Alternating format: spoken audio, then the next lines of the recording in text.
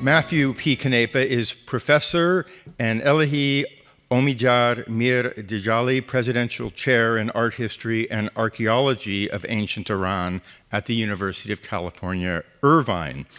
He's director of UCI's PhD program in Visual Studies and the founder and director of UCI's interdisciplinary graduate specialization in ancient Iran and the pre-modern Persianate world. His most recent book is entitled The Iranian Expanse: Transforming Royal Identity Through Landscape, Architecture, and the Built Environment, 550 BCE to 642 CE, published by the University of California Press in 2020, which won that year's James R. Wiseman Book Award from the Archaeological Institute of America, a great honor and well-deserved. Among his current projects, in addition to collaborating with us on the Parthian Raita, he's editing a volume entitled Persian Cultures of Power and the Entanglement of the Afro-Eurasian World, which is in production with our colleagues at the Getty Research Institute. Please welcome Matthew Canepa, who will speak to us in greater detail on Parthian silver and the creation and contestation of aristocracies in post-Hellenistic Iran. Matthew.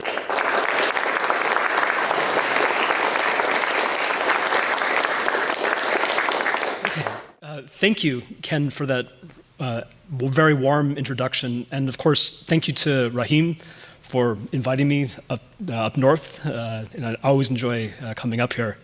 And of course, thank you to Jeffrey and Alexa as well for the previous programming and welcome at the Getty.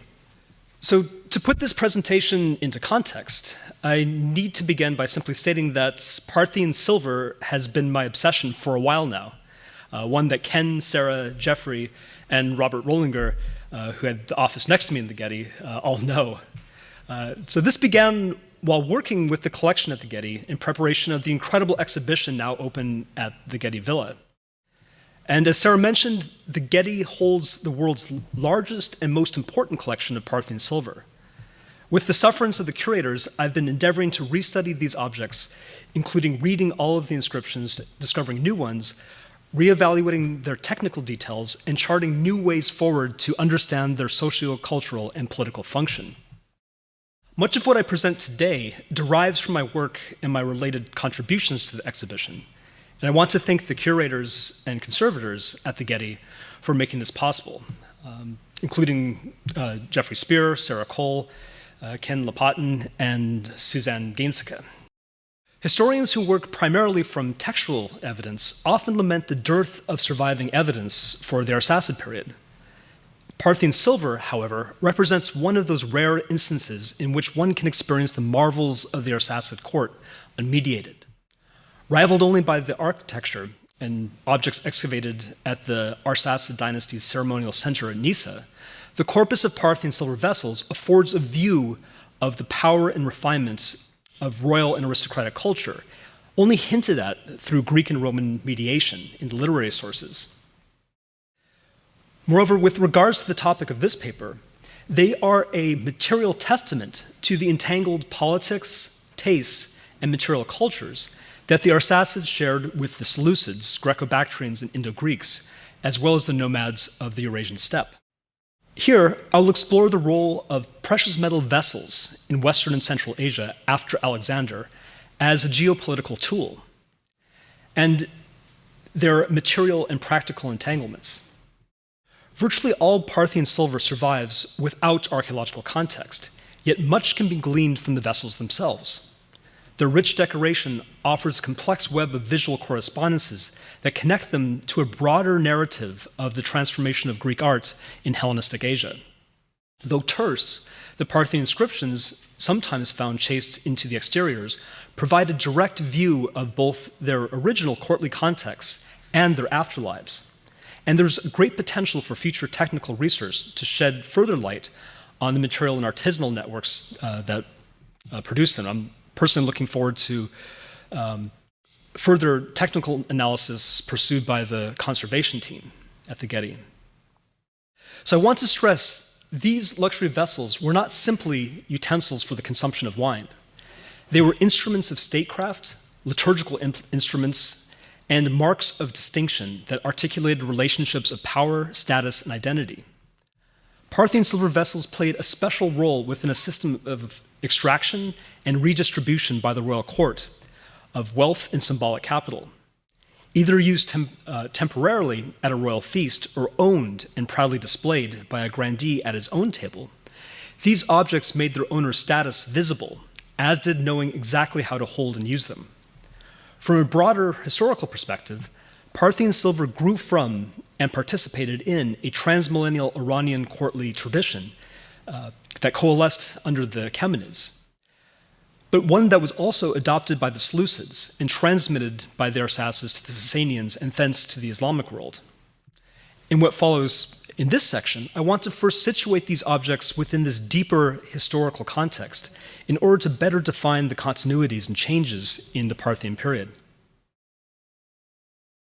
Although the shapes and sculptural forms of the vessels changed, this tradition of drinking and gifting precious metal vessels had a long tradition in ancient Iranian royal culture.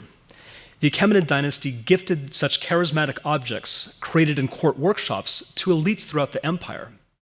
As scholars such as Lori Kachadurian, Elspeth Dusenberry, and Henry Colburn have explored within Armenia, Anatolia, and Egypt, respectively, these imperial vessel shapes and traditions of dining affected both the material culture and commensal practices of these and other Achaemenid satrapies. Precious objects created in imperial workshops are found in hoards and graves, while locally produced pottery mimicked their forms.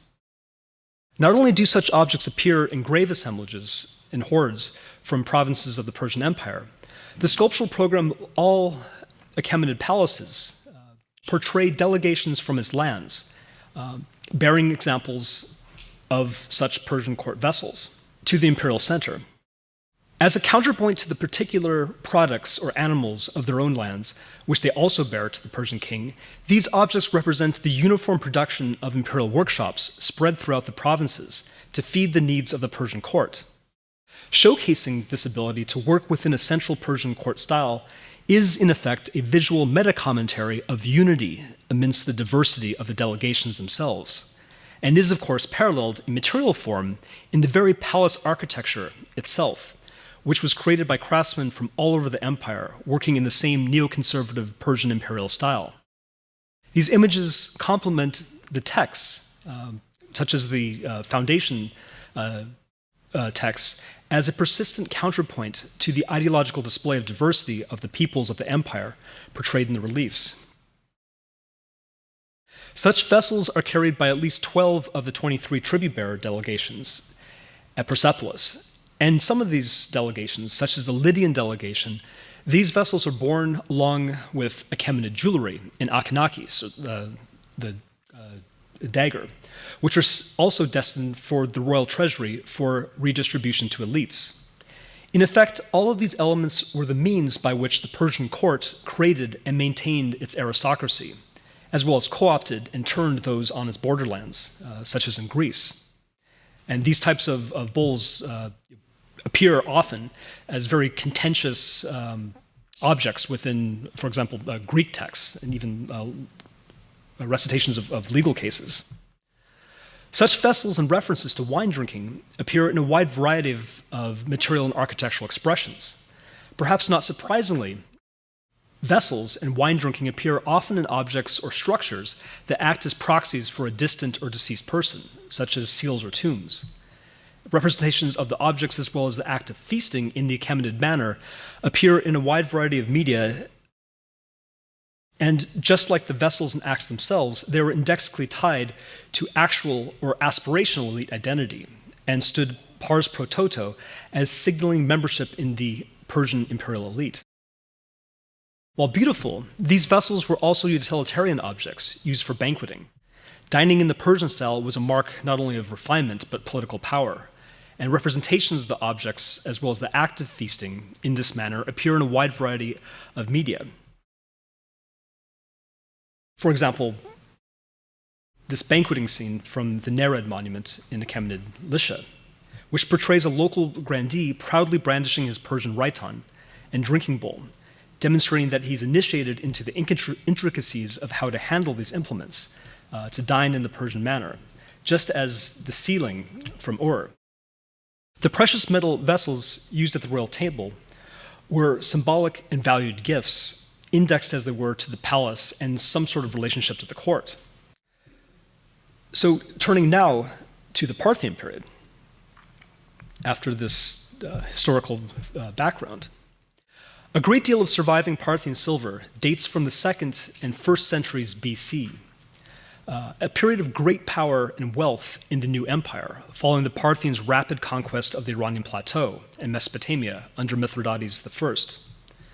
Parthian silver vessels reflect an historical moment following the collapse of Seleucid control over the upper satrapies, when the Arsacid court and Parthian elites became the primary patrons of workshops in those provinces trained in Hellenistic forms and techniques. In silver, as in Arsacid coinage and the ivory raita and sculpture from Nisa, the artistic traditions of Hellenistic Asia connected the Parthians to a wider aristocratic common culture that extended not only to the Mediterranean, but also to Bactria and Gandhara and elsewhere in southern Asia. The shapes of most vessels, such as the hemispheric cup, are derived from Hellenistic repertoires. Other shapes, like that of the raitan, reflect an older Persian tradition that had been translated into Greek forms much earlier. In some cases, it is only Parthian inscriptions that provide proof of a vessel's Parthian patronage or ownership. While these objects were certainly treasured, their widespread use points to a different process than one of just simple consumption. And I'm not going to rehearse the historical context of the late Seleucid, early Parthian period. I think Jake will be talking a bit about that before, but it's important to note that this was a period of geopolitical and, of course, military flux. Like the Achaemenid and Seleucid material, the primary purpose of Parthian silver vessels was the preparation and consumption of wine at ritualized feasts. And like the Achaemenid and Seleucid period, local grandees portrayed themselves owning and using these vessels as a way to advertise their status. And it's oftentimes been kind of repeated for some reason that we don't know how these vessels were used in the Parthian period, and this isn't true. And we have, not necessarily the most kind of refined courtly high style, but a number of small rock reliefs that very clearly show these objects in use. So though not produced in a refined sculptural style like the Nereid tomb, two reliefs from the region of Hamadan, ancient Ecbatana, nonetheless attest not only to the continuity of precious vessels as a marker of status, but the continuity of the manner of reclining, pouring wine from the raitan into a bowl as an Iranian commensal custom. Compared to the Achaemenid period, however, in the 2nd and 1st centuries of the Common Era, these vessels were not exclusively indexed to a single court, and this is an important point. Instead, they became an arena of competition between multiple powers, including the Seleucids, Parthians, and Greco-Bactrians. At this point, let us briefly consider the material and sculptural traditions of these objects and their courtly contexts. In addition to silver, we have some 50-plus ivory raita that were excavated in the treasury of the Arsacids ceremonial center in Nisa, in the Parthian homeland. And the fine side of these suggests that particularly lavish objects could be distributed for use within the palace and deposited again afterwards. Either used temporarily at a royal feast or owned and proudly displayed by a grandee at his own table, these objects made their owner's status visible, as did knowing exactly how to use them. While precious metal raita did this as well, we have indications that the metal raita actually left the palace. The Getty's two links raita are important examples of the most prominent Parthian shape for this type of vessel to survive from antiquity. And like the Getty steg raitan, are important for their inscriptions. While many Hellenistic and Parthian raita feature the same sort of animals as their Achaemenid predecessors, those with lynxes appear in relative abundance only in the Parthian period. The collars on the animals may allude to the panthers often seen in the retinue of Dionysus, the god of wine. Roman historical sources suggest that the cultivated Parthian elite would have appreciated this subtle allusion, though it should be stressed the vessels certainly carried an appeal not dependent on literary erudition nor a classical context. The lynx's mouths snarl with bared fangs, and this reflects how the workshops engaged the vibrancy of the Hellenistic Baroque, now on the surface of Parthian patrons. Indeed, like with other classes of objects and architecture, it makes more sense to speak of workshops trained in contemporary artistic traditions, rather than Parthian craftsmen per se. The techniques and sculptural styles were not markers of Greek ethnic identity on the part of either the craftsmen or users or owners. It should also be stressed. The inscriptions on the Parthian vessels, both bureaucratic and informal, provide us a view into their socio-cultural and economic role. These inscriptions on Parthian vessels follow a stereotypical formula that allowed one familiar with Parthian bureaucratic conventions to quickly decode the content. They acted as a sort of barcode, normally recording the weight of the vessel and sometimes a name. The scripts in some of the conventions are continuous with Parthian archival documents, as found, for example, at Nisa and Nippur. For example, the weight inscriptions of the two Linksrites are typical of most Parthian inscriptions on luxury metalwork, but are preceded by additional material. The inscriptions have the same formula and even name. The only difference between the two Linksrites is the weight. On the top, it records the Riten's weight as 165 drams, while the other specifies 188 drams. As I've argued in a previous work, in that article that Sarah mentioned, Parthian inscriptions provide weights in contemporary currency, not a fixed system of market weights, and may provide a further methodology for relative dating of the objects. When compared to the object's actual weights in grams, the inscription of the former, Linksrite here, yields a notional dram of 4.10 grams, while that of the latter yields 4.13 grams. And this didn't quite make sense until I kind of begged, pleaded, and pestered Sarah to reweigh these objects. And like the Steg Riton, it turned out that they were recorded erroneously in the original catalog, which drove me absolutely crazy trying to understand how there could be a notional dram of 6 grams, which makes absolutely no sense at all. So everything kind of came into focus once they were reweighed. So both of these correspond to the range of possible weights seen in early Parthian coins before the reduction of the dram under Orodes II, which suggests a date of inscription before mid-1st century BCE. A previous reading of the inscriptions interpreted them as 2 separate, indecipherable proper names, but close inspection showed that the inscriptions on the 2 vessels are identical, but for the peculiarities of the scripts and the weights. Both Rita bear the name Vah from Old Iranian Vahu. And this is just kind of my best attempt at making sense of these things. But it appears, demonstrating the bureaucratic utility and legibility of such inscriptions, they can conceivably be read as either Aramaic or Parthian, with roughly similar meanings, though not necessarily perfect in either.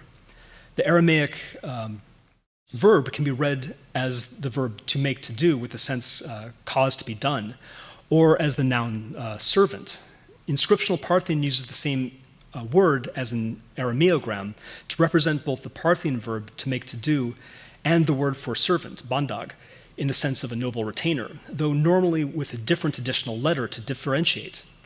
So here, if taken as a verb, it could refer to payment of tax or tribute within certain parallels in Achaemenid Aramaic taxation records.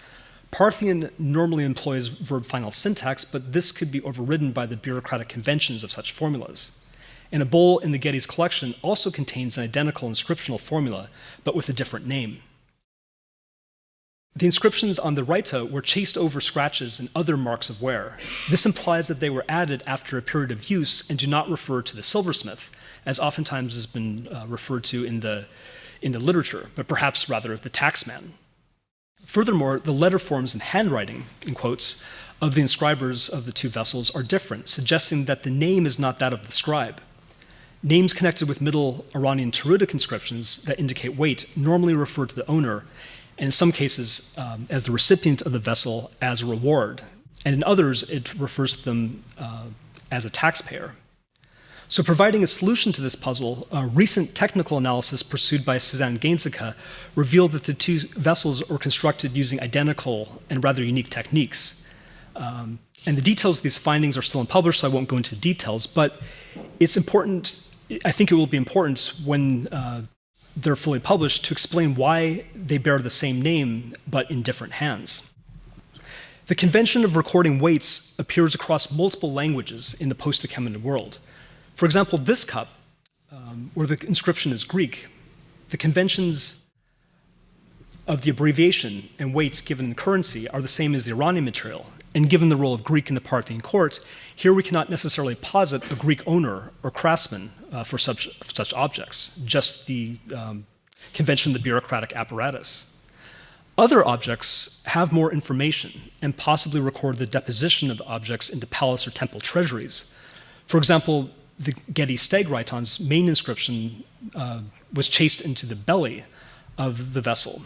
And in fact, the blows of the scriber's hammer against the stylus deformed the horn of the Raitan. The inscription combines two genres of bureaucratic formulae: weight inscriptions as attested in other Parthian silver vessels, and deposit receipts attested in greatest abundance in the archival documents recovered from Nisa. The Arsacids' administrative and ceremonial center. We can only speculate where and under what circumstances such an object would have gained an inscription like this, be it to store the vessel in a palatial treasury or for later use as a payment made against debt or dedication to a temple treasury. But suffice to say that this inscription differs from most other inscriptions insofar as implies the one named in the inscription is depositing rather than receiving or holding the vessel. To now return to the wider view of their macro-political context. After losing the upper satrapies and then Mesopotamia to the Parthians, the Seleucids staged several campaigns to maintain or reassert control over or reconquer their lost eastern territories. As Rolf Strautmann has argued, while the Arsacids may have succeeded in their initial revolt and maintained periods of autonomy, this did not immediately establish the Arsacids as equals with the Seleucids.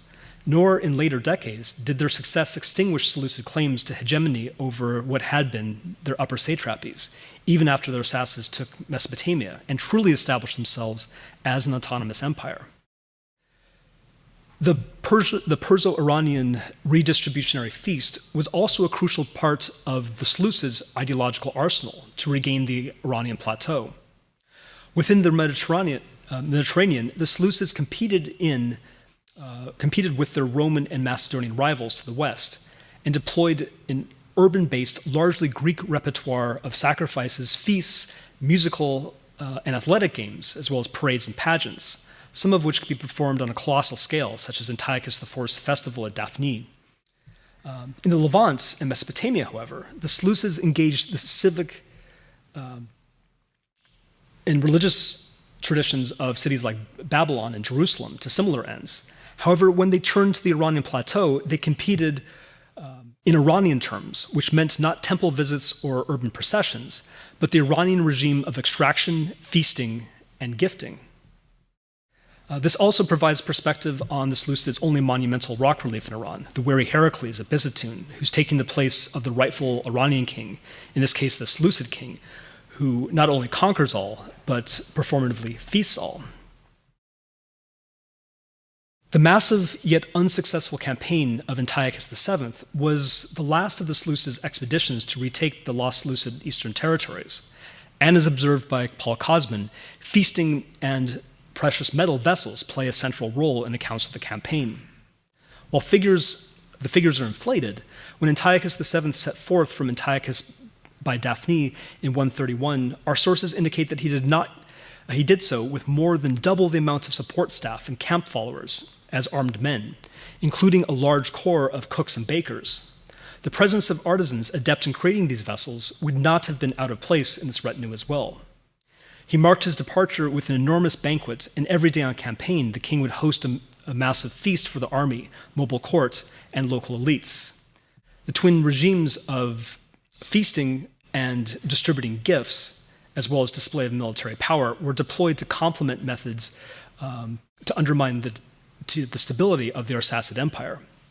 Indeed, we hear that Antiochus VII, as he held court in Media for about a year, succeeded in peeling away the allegiance of several Parthian client kings until a surprise winter attack by a Parthian army led by the King of Kings Phraates II, who defeated his army and sent Antiochus, his corpse, back to Antioch on the Orontes in a silver coffin.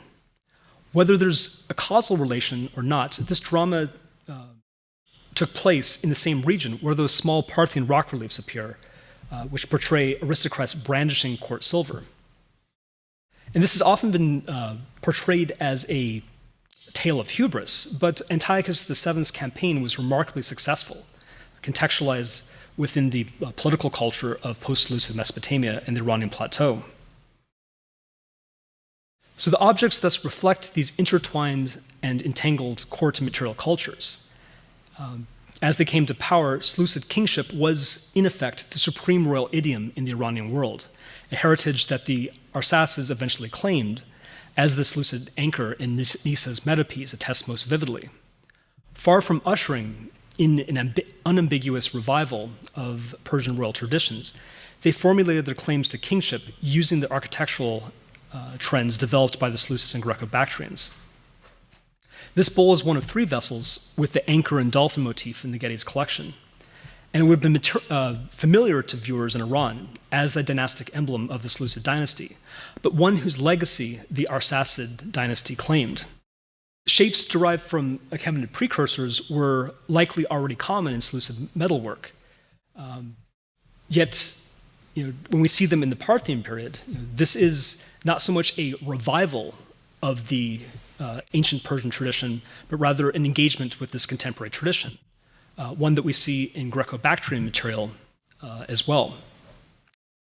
The final sort of comment here is that these objects not only played an important role within the Iranian plateau itself, but extended into Central Asia, where they appear in Sarmatian graves with similar sorts of shapes.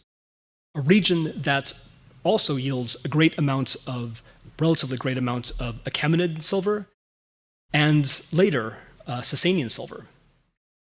It's beyond the scope of this talk to go into greater depth, but these Parthian vessels also made an impact on Rome in both the material culture and even garden culture, with their conquest of the Hellenistic East and clashes with the Parthians, informing the viewership of them.